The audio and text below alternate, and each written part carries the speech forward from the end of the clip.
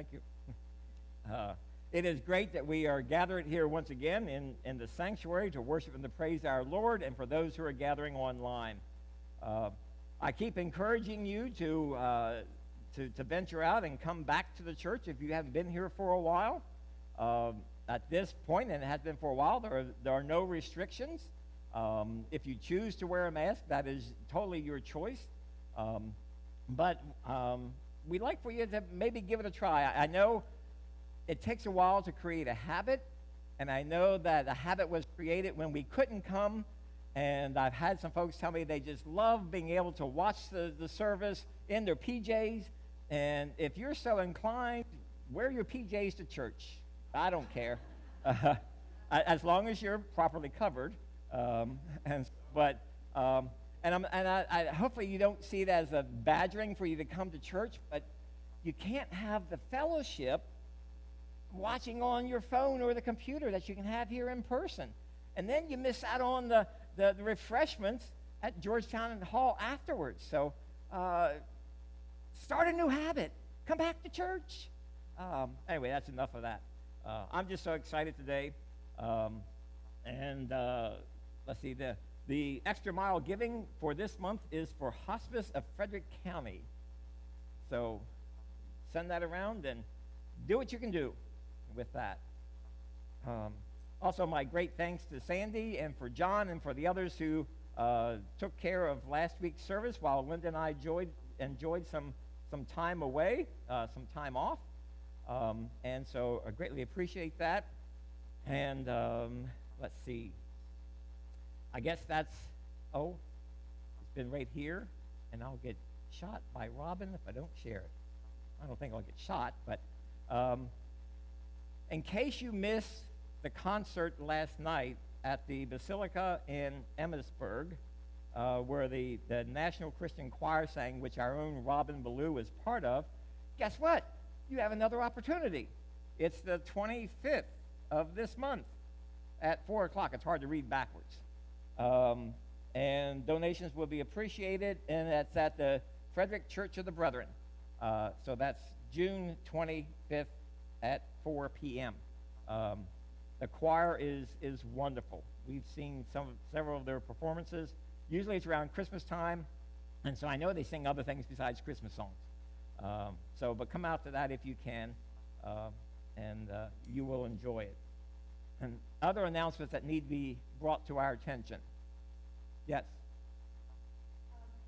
The renovations on the organ have started.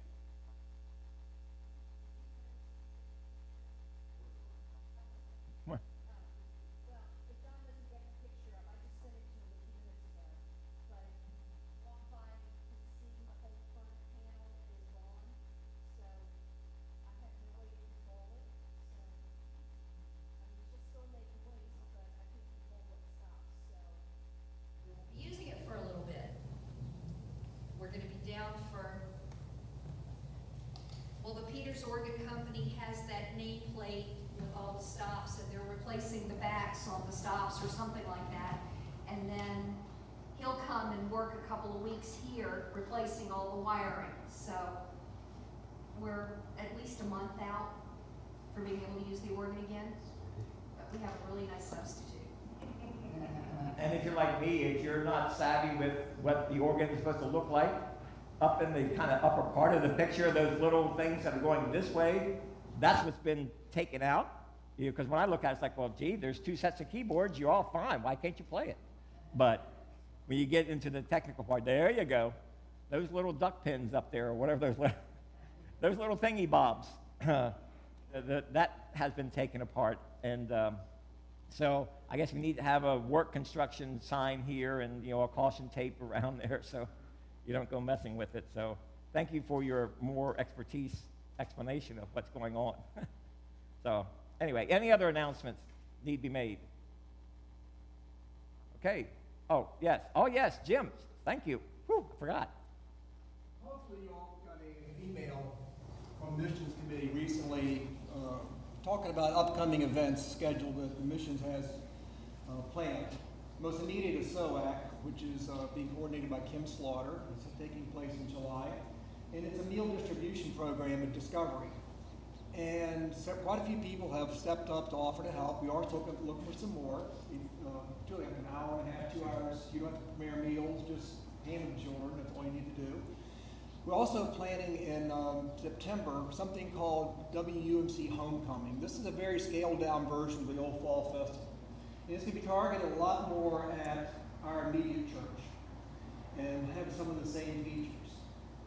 In November, we'll be coordinating the thrift shop. And we'll be looking for volunteers to help run the thrift shop. It's 4 Saturdays in November, a couple hours a day. Pretty easy work. And also, we'll have the art program, which is the old Christmas tree that we did not get to do last year. One of the common threads in all these activities is that we need helpers. And we need people to say, well, gee, I can't be in the fall on another committee or whatever. You don't have to be. I will help with this particular activity.